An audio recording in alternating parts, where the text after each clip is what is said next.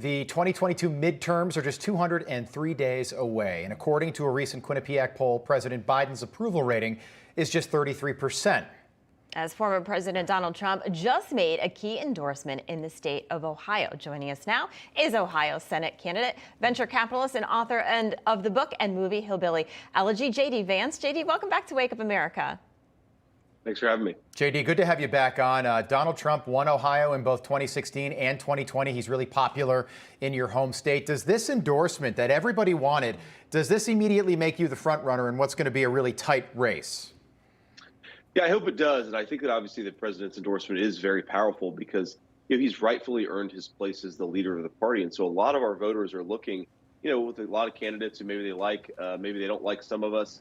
But they really love the president, and they see the president as a mark of approval for some of these candidates. So it's not just in Ohio, of course, but I'm thrilled to have his support, thrilled to have his endorsement, and also just his trust. I think what so many people missed, even some of my fellow candidates in this race, is that Trump really cares about substance. He doesn't want you to just repeat the slogans. He actually wants somebody with a plan to put America first on the border, on the tariffs, on breaking up big tech, and because we actually had substance, because we actually had ideas, we were able to earn the president's support. And I think because of it, we're going to win this race. Yeah, that plan is so important. President Trump said that you are, quote, our best chance for victory in what could be a very tough race. Now, the primary, it's on to May 3rd, so less than 3 weeks away. How does this change your strategy with your campaign moving forward?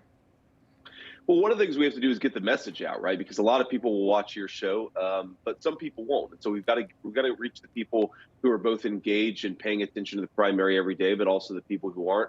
Because President Trump is pretty popular with everybody. And so we've got to get the message out. We've got to do a lot of events. We're actually going to be with Don Jr. Tomorrow doing a couple of rallies and events in northeastern Ohio.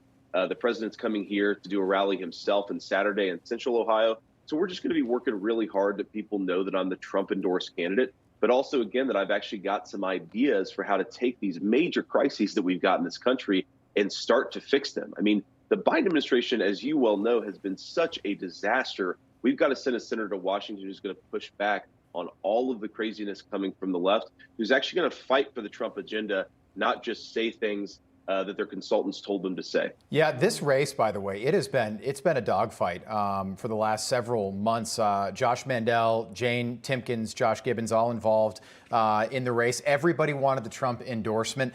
Your relationship with the former president is complicated. You didn't always support Donald Trump or his policies. I know that changed for you, but how did that change? How did that dynamic change between you and the former president? I'm not going to say there was bad blood, but at one point he was not necessarily a JD Vance supporter. Now he is. Yeah, it's very interesting because, like you said, I wasn't a big Trump guy in 2016.